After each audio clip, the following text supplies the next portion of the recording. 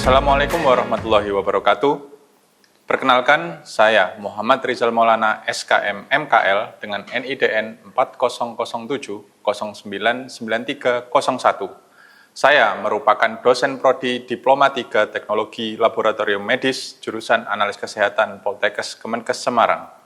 Pada kesempatan ini, saya akan menyampaikan pernyataan diri dosen dalam unjuk kerja Tridharma Perguruan Tinggi atau PDD UKT PT dalam bidang pengajaran sebagai salah satu syarat untuk mengikuti sertifikasi dosen tahun 2026.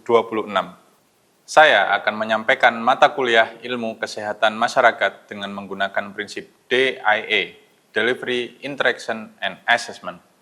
Pada kesempatan kali ini, saya akan menyampaikan beberapa outline, yaitu deskripsi mata kuliah, capaian pembelajaran, materi, sistem, metode, dan strategi pembelajaran, interaksi dengan dosen, dengan mahasiswa, sistem penilaian, dan rekaman video proses pengajaran. Mata kuliah yaitu Ilmu Kesehatan Masyarakat dengan kode TLM.6.22.24 untuk semester 2 dengan total SKS 2 teori dan dosen pengampu Muhammad Rizal Maulana SKM MKL, Iin Desmiani Duri, MKes, Ihsan Hadi Pranoto, MKKK, SY Didik Widianto, SKM MKes. Capaian pembelajaran lulusan ini, yang pertama adalah lulusan mampu menunjukkan sikap beriman, bertakwa, berakhlak mulia, berkarakter, sesuai dengan nilai-nilai Pancasila. Lulusan mampu mengelola informasi, menyelesaikan pekerjaan, dan bertanggung jawab terhadap praktik profesional bidang kesehatan masyarakat, meliputi kesehatan jiwa, kesehatan sosial dan budaya, surveillance dan epidemiologi, promosi kesehatan, dan kesehatan kerja. Capaian pembelajaran mata kuliah yang pertama, mahasiswa mampu memahami dan menjelaskan dasar ilmu kesehatan masyarakat dan meningkatkan mutu pelayanan. Yang kedua, mahasiswa mampu memahami dan menjelaskan dasar ilmu kesehatan jiwa dan sosial dalam meningkatkan mutu pelayanan. Yang ketiga, mahasiswa mampu memahami dan menjelaskan dasar promosi kesehatan dan ilmu surveillance epidemiologi.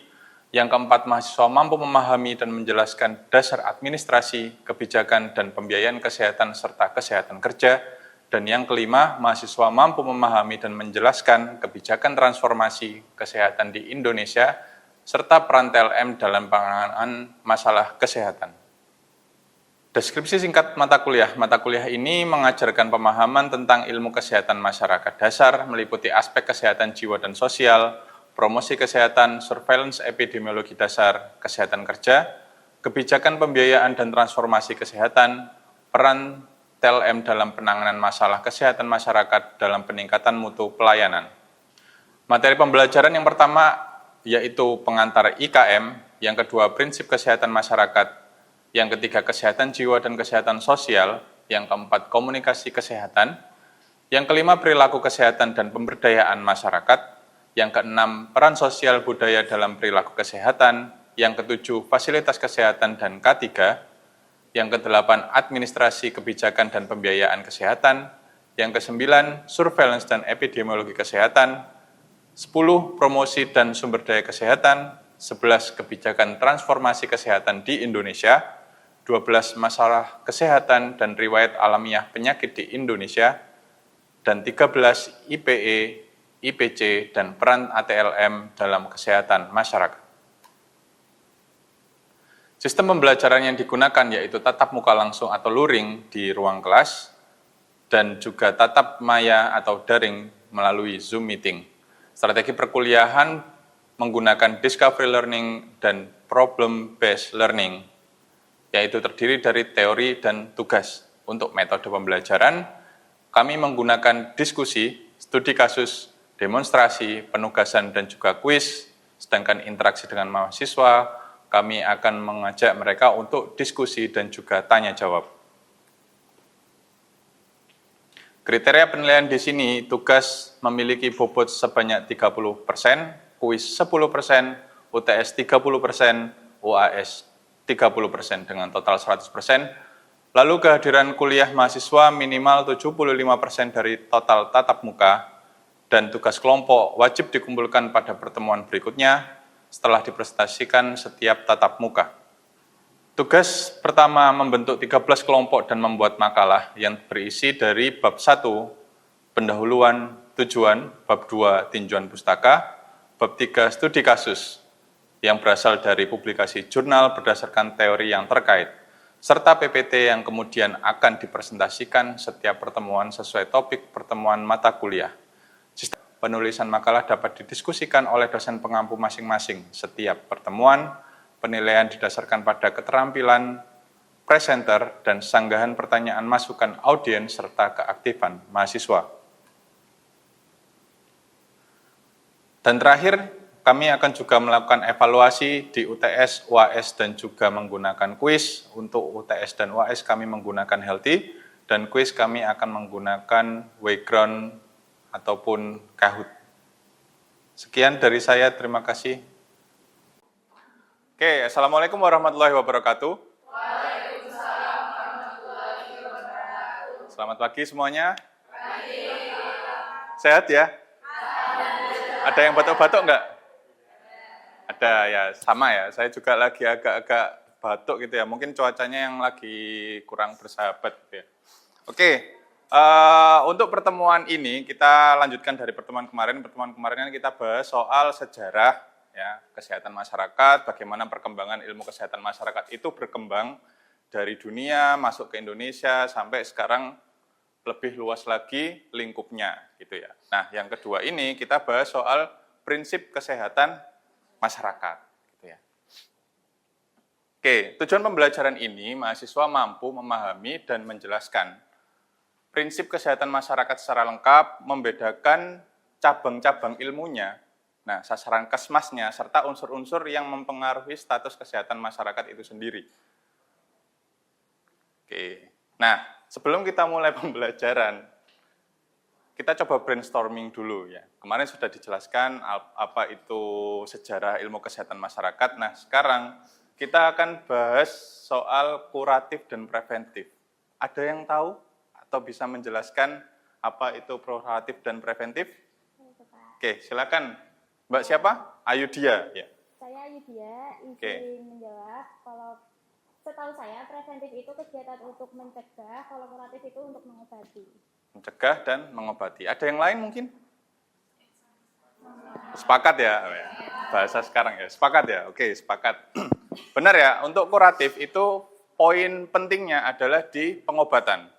Dan untuk preventif itu poin pentingnya di pencegahan. Nah, kita bahas sedikit soal sejarah yang kemarin sudah kita bahas ya.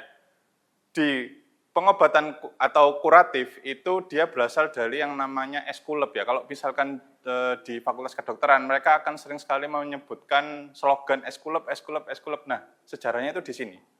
Ya, eskulep.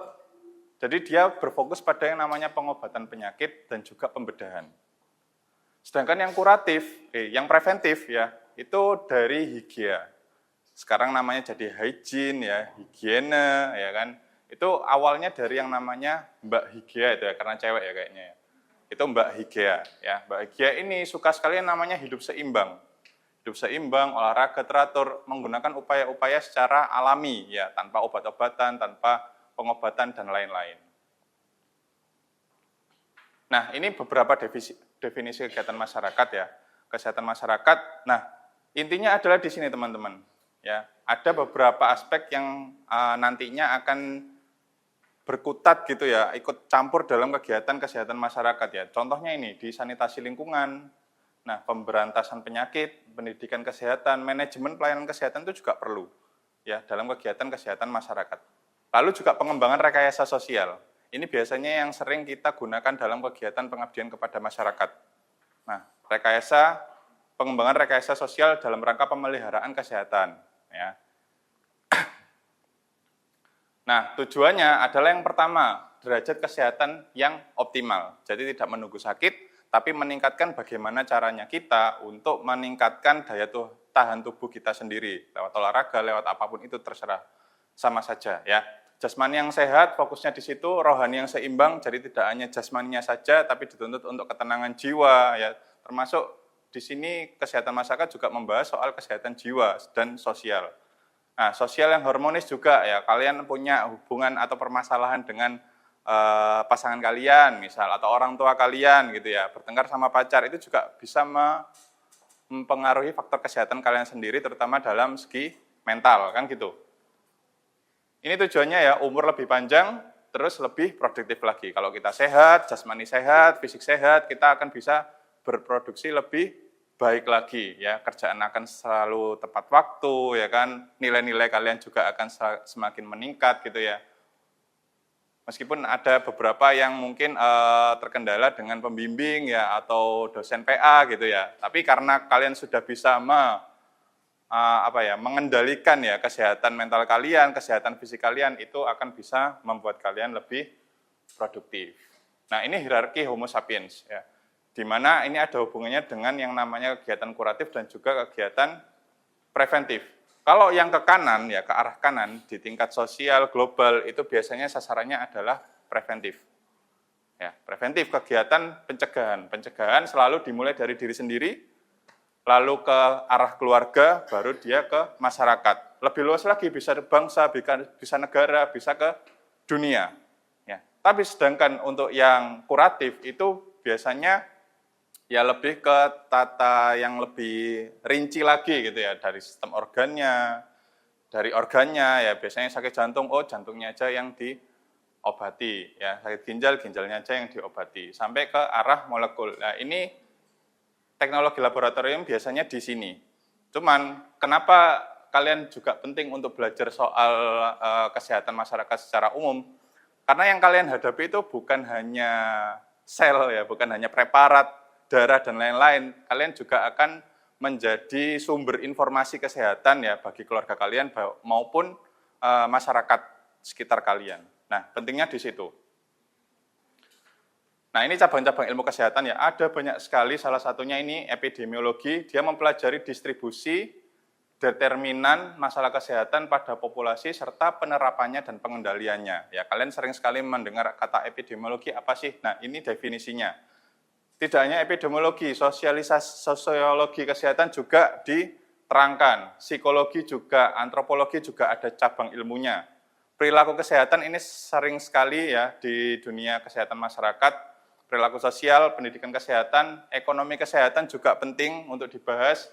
Lalu ada manajemen, politik kesehatan, gizi kesehatan masyarakat ya. Ada gizi klinik, ada gizi kesehatan masyarakat. Terus ada biostatistik, ini yang istilahnya hantunya mahasiswa gitu ya, biostatistik, ya analisis data lah, apalah itulah ya, itu biostatistik, itu masuk dalam kegiatan kesehatan masyarakat. Dan yang terakhir adalah kesehatan lingkungan. Oke, ini prinsip kesehatan masyarakat ya, yang pertama lebih mengutamakan preventif, pencegahan daripada kegiatan kuratif atau pengobatan. Yang kedua, pelaksanaan tindakan pencegahan. Jadi tidak hanya mengkonsep, kita juga harus melaksanakan. Kemana? Ya minimal ke keluarga kalian, minimal ke teman dekat kalian, ya adik kalian, orang tua kalian, bapak, ibu atau emak, pak ya. Jangan sering-sering makan gorengan misalnya. Semakin tua, kondisi tubuh juga akan semakin menurun. Jadi sebaiknya itu disampaikan kepada keluarga kalian lebih utama. Ya. Terus nomor 3, menitik beratkan pada masyarakat, selalu ya, bukan pada individu, tapi sasaran yang lebih luas itu yang kita utamakan. Terus yang terakhir ini mengutamakan masalah kesehatan ke masyarakat daripada kesehatan perorangan ya, itu memang tujuannya di situ. Nah, ini sasaran Kesmas ya, jadi sasaran Kesmas itu memang ada 4 aspek. Cuman yang difokuskan pada kesehatan masyarakat adalah upaya ini, promotif dan juga preventif. Apa promotif, Pak? Ya, kita mempromosikan kesehatan kepada masyarakat sekitar. Jangan banyak-banyak minum macati, ya kan? Siapa yang masih suka minum macati ya? Nggak apa-apa, seminggu sekali boleh, apalagi sebulan sekali boleh. Ya, kopi gula aren itu yang sering dipesan mahasiswa gitu ya ke kafe ya kan. Terus makan gorengan ya kan, cake yang manis-manis boleh. Tidak ada permasalahan soal itu. Cuman ya kegiatan promotif ini adalah menjelaskan bahwa makanan-makanan seperti itu boleh dikonsumsi tapi ada batasnya. Bisa seminggu sekali, bisa sebulan sekali, ya kan. Terus kegiatan preventif ya, tujuan promotif itu adalah kegiatannya di sini mencegah agar apa? Mahasiswa tidak kebanyakan main game misal. Itu juga mempengaruhi kesehatan ya teman-teman ya. Karena main game ya, TikTokan, Instagram, kadang kita nggak sadar gitu ya, buka, oh ternyata sudah jam 1 malam, akhirnya lupa tidur. Nah kan ada yang merasa kan? Nah, ya biasanya memang seperti itu ya kendala mahasiswa. Oke, tadi kita sudah bahas soal yang preventif. Nah, kenapa kuratif itu juga masuk dari sasaran Kesmas? Nah, ini adalah upaya terakhir ya. Upaya terakhir untuk bagaimana kalau misalkan promotif dan preventif itu tidak bisa dikendalikan. Nah, ini rehabilitatif adalah pasca dia melakukan pengobatan. Ya kan, rehabilitatif. Ini promotif, preventif, kuratif, dan rehabilitatif itu adalah satu paket ya. Cuman untuk sasaran Kesmasnya itu difokuskan pada yang namanya promotif dan juga preventif. Tuh. Nah, ini faktor yang mempengaruhi status kesehatan ya. Ini dari Hendrik L. Bloom ya. Dia sangat concern sekali yang namanya kesehatan masyarakat. Dia membuat sebuah diagram ya, atau apa sih ini namanya? Ya, sebuah bagan gitu ya, bahwa status kesehatan itu dipengaruhi dari 4 aspek. Yang pertama adalah keturunan, ya. Kenapa keturunan? Ya, kalian sering sekali mendengar bahwa ini penyakit diabetes mellitus adalah faktor keturunan. Sebenarnya tidak faktor keturunan ya. Cuman karena gennya itu, ya, dia sudah terpapar, orang tuanya sudah terpapar bahwa ada salah satu gen yang bisa membuat fungsi pankreas itu tidak bekerja. Nah, itu biasanya akan terturun ke anaknya. Nah, itu masalah keturunan ya. Jadi di sini ada contohnya, ada yang dari genetiknya, ya banyak sekali ya, tidak hanya diabetes mellitus, ada leukemia, ada penyakit-penyakit keturunan lainnya, itu dari gen juga. Itu sebenarnya sangat sulit untuk kita cegah. Itu yang pertama, keturunan. Yang kedua adalah faktor lingkungan. Ya, di sini faktor lingkungan banyak sekali ya, ada faktor fisik, ada biologis, ya, ada sosial juga ya, seperti yang tadi saya jelaskan dengan teman kalian, keluarga kalian. Terus manusia sekitar yang mempengaruhi kesehatan kalian. Nah, contohnya di sini ada kebisingan. Ya, kalau bising ya bikin stres ya kan. Orang yang sering kerja di kebisingan itu biasanya akan lebih cepat stres. Terus iklim, ya, iklim bisa kelembapan, suhu, ya kan.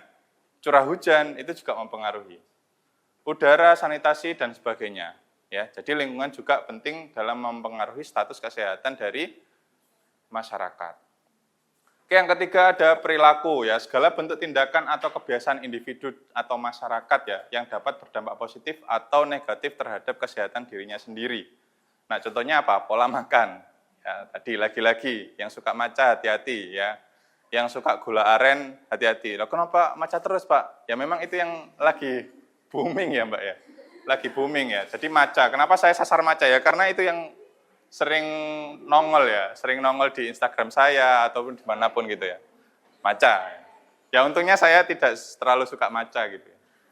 Itu pola makan ya, aktivitas fisik. Siapa yang masih suka malas-malasan berolahraga? Nah, mumpung masih muda ya teman-teman ya. Kalian akan menyesal ketika nanti umurnya sudah seperti saya ya, di atas 30 tahun ya.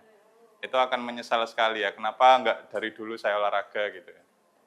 Kebiasaan merokok ya, siapa yang masih merokok, terus kebersihan, penggunaan fasilitas kesehatan dan lain-lain. Itu perilaku. Ya. Terus yang terakhir adalah pelayanan kesehatan. Jadi tidak hanya dari manusianya saja yang dituntut, tapi juga fasilitasnya, ya kan? Fasilitas pelayanan kesehatannya. Apakah sudah baik, apakah sudah kompeten ya petugasnya, apakah alat-alatnya sudah bisa dipenuhin semua untuk menunjang kesehatan masyarakat, itu juga sangat diperlukan gitu ya. Nah, ini salah satu contoh penelitian yang pernah saya lakukan ya. Jadi dari ya ada yang masih ingat ya kasus COVID. Ya, kasus COVID ternyata ya di penelitian saya ada pengaruhnya terhadap yang namanya temperatur dan juga kelembapan. Di sini angka p-value-nya adalah 0,016 dan juga di humidity-nya atau kelembapannya itu 0,000. Artinya apa? Artinya suhu dan kelembapan itu juga bisa mempengaruhi kejadian SARS-CoV ya atau COVID. Ini penelitian saya yang kemarin dengan Bu Ekonomi dan Bu Adita. Ya, masih di tahun 2024. Ya, itu penelitian saya. Terus ada lagi. Saya juga meneliti soal yang namanya demam berdarah. Ya, waktu itu saya penelitian di Bali, ya. Di Bali dalam satu provinsi, ya, saya meneliti soal suhu, kelembapan dan juga curah hujan. Nah, itu tidak saya pasangkan secara langsung, tapi saya gunakan lag. Ya. Lag itu apa? Jadi suhu dan kelembapannya itu terjadi di bulan ini, kejadiannya akan muncul di bulan depan atau 2 bulan kemudian. Nah, ini saya gunakan average temperature lag, ya, lag 3, lag 2, sama lag 2. Jadi saya buat lag 1 minus 1 bulan, lag 2 minus 2 bulan, lag 3 minus 3 bulan. Nah, ini yang saya tampilkan di sini adalah yang berhubungan saja. Ya, jadi ada banyak sekali. Di sini ada average temperature, ya, rata-rata suhu di 3 bulan sebelumnya itu akan mempengaruhi kejadian demam berdarah.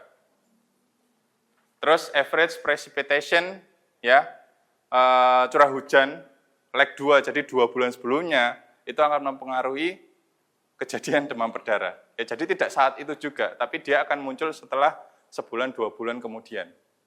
Nah, kita perlu yang namanya pendekatan gitu ya, pendekatan kepada masyarakat. Biasanya ini akan dilakukan oleh dosen atau tenaga-tenaga kesehatan yang lain dalam bentuk pengabdian kepada masyarakat. Nah, sebelum melakukan kegiatan pengabdian kepada masyarakat, kalian perlu tahu dulu, ya. Kalian perlu tahu dulu apa sih sebenarnya yang harus kita tangkap dari lingkungan tersebut, ya, supaya kita bisa memberikan solusi yang terbaik sesuai dengan apa yang dibutuhkan oleh lingkungan tersebut. Ya. Salah satunya ini. Yang pertama, menetapkan masalah kesehatan masyarakatnya dulu. Ya, misal kemarin saya pernah pengabdian kepada masyarakat ya di Rawasari, banyak sekali kejadian demam berdarah misalkan di situ. Ya. Nah, kita lihat dulu, ya, tetapkan dulu masalahnya. Kesehatan masyarakat di situ itu apa? Saya mengidentifikasi bahwa di situ banyak sekali kejadian demam berdarah. Oh, sebabnya apa? Sebabnya mungkin di luar iklim, ya. Misal masih banyak genangan air di situ atau masih banyak yang menggunakan tanaman yang sekiranya nanti setelah disiram itu masih ada genangan di situ, ya. Itu kita identifikasi dulu. Terus setelah itu mengidentifikasi faktor resiko yang berhubungan dengan kesehatan masyarakat, ya. Resikonya apa? Misal di depan rumahnya itu gotnya memang selalu tergenang, ya kan? Di depan rumahnya atau di terasnya ada bak atau panci yang tidak terpakai atau talang air ya yang tidak lancar, itu bisa menyebabkan namanya genangan. Lah genangan-genangan itu yang sangat disukai oleh yang namanya nyamuk gitu ya, untuk perkembangbiakan mereka. Terus yang ketiga, ada mengembangkan intervensi di tingkat masyarakat untuk mengendalikan atau mencegah penyebab masalah. Lah kita kembangkan intervensi yang sudah dilakukan di situ apa? Misal Pak, saya sudah melakukan 3M. 3M ternyata tidak terlalu bagus Pak hasilnya. Ya kita kembangkan lagi. Salah satunya apa? Salah satunya adalah penggunaan larvae trap atau ovi trap, itu juga bisa dilakukan. Ya, terus menerapkan intervensi untuk meningkatkan derajat kesehatan masyarakat. Setelah itu ya, yang nomor 4 ini kan penerapan ya, penerapan. Setelah diterapkan kita harus melakukan yang namanya monitoring dan evaluasi untuk keefektivitasan program kita gitu ya. Harus dilakukan. Lah, salah satu contohnya seperti ini ya, teman-teman. Ini jurnal pengabdian kepada masyarakat, kemarin adalah peningkatan pengetahuan masyarakat gitu ya, dan juga pembuatan larvae trap. Ya. Apa itu larvae trap? Ya. Salah satu cara untuk trap itu apa ya? Iya, menjebak ya. Menjebak. Jadi kita buat trapnya, kita buat saringan, ya kan? Bisa kasa yang sangat kecil-kecil itu, terus kita masukkan ke dalam wadah. Nah, ketika nyamuk itu nanti merasa, oh ini tempat perkembangbiakanku karena ada genangan. Nah, dia akan berkembang biak di situ, bertelur. Nah, setelah bertelur, telurnya itu tidak akan bisa menjadi larva. mati, ya. Bisa kita kasih obat mati juga di situ, atau biasanya yang sering dilakukan adalah membuat daya tarik, ya, daya tarik dari si nyamuk itu. Bisa menggunakan ragi, bisa menggunakan air gula, ya, yang sekiranya itu sangat cocok untuk nutrisi bagi perkembangan si telur nyamuk itu. Nah, ini yang saya lakukan di desa Rawosari kemarin, ya. Hasilnya apa? Ya, ini prioritas postesnya. Mereka sudah tahu, ya, yang sebelumnya belum tahu, menjadi lebih tahu, dan itu memang ada hubungannya, gitu ya.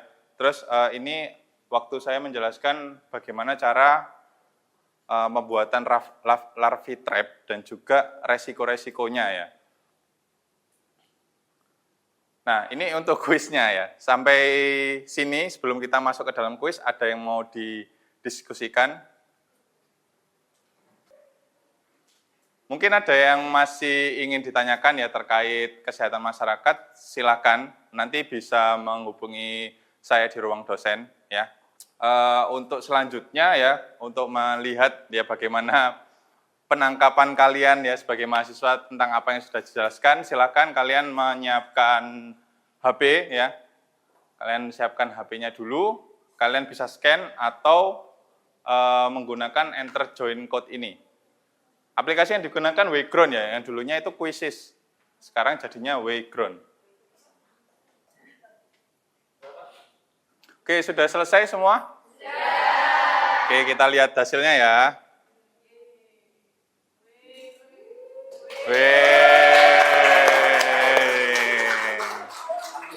Ya, luar biasa, ya, hasilnya. Jadi tadi sudah dikerjakan, ya, kuisnya. Hasilnya juga sudah sangat baik, ya. Semuanya dari 5 pertanyaan semuanya terjawab dengan sangat-sangat sempurna. Oke, sebelum kita akhiri perkuliahan pada hari ini, adakah yang mau ingin didiskusikan? Cukup, ya. Jadi nanti soal-soal ini juga akan masuk di UTS dan juga UAS, jadi dipelajari saja. Semua materi yang saya berikan juga akan menjadi kisi-kisi kalian dalam melakukan UTS dan juga UAS, gitu, ya. Dan untuk pertemuan selanjutnya kita akan membahas soal komunikasi kesehatan. Jadi nanti silakan belajar terlebih dahulu, cari beberapa jurnal yang terkait dengan komunikasi kesehatan, ya. Nanti kita bahas lebih lanjut di pertemuan selanjutnya. Gitu, ya. Oke. Terima kasih untuk hari ini teman-teman semua, ya, luar biasa semangatnya, luar biasa atensinya, gitu, ya. Semoga pertemuan berikutnya kita bisa hadir semua, ya, tanpa tanpa halangan suatu apapun, gitu, ya.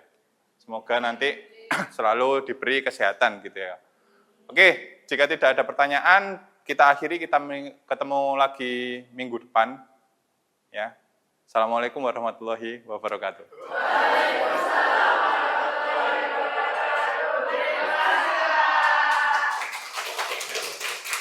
Sekian video rekaman proses pembelajaran untuk mata kuliah Ilmu Kesehatan Masyarakat pada program studi Sarjana Terapan Teknologi Laboratorium Medis Poltekkes Kemenkes Semarang. Video ini digunakan sebagai salah satu syarat penyusunan dokumen pernyataan diri dosen dalam unjuk kerja Tridharma Perguruan Tinggi atau PDD UKT-PT. Semoga dengan adanya video ini bisa menjadi pertimbangan yang baik dalam proses penilaian sertifikasi dosen tahun 2026. Akhir kata, saya ucapkan terima kasih. Wassalamualaikum warahmatullahi wabarakatuh.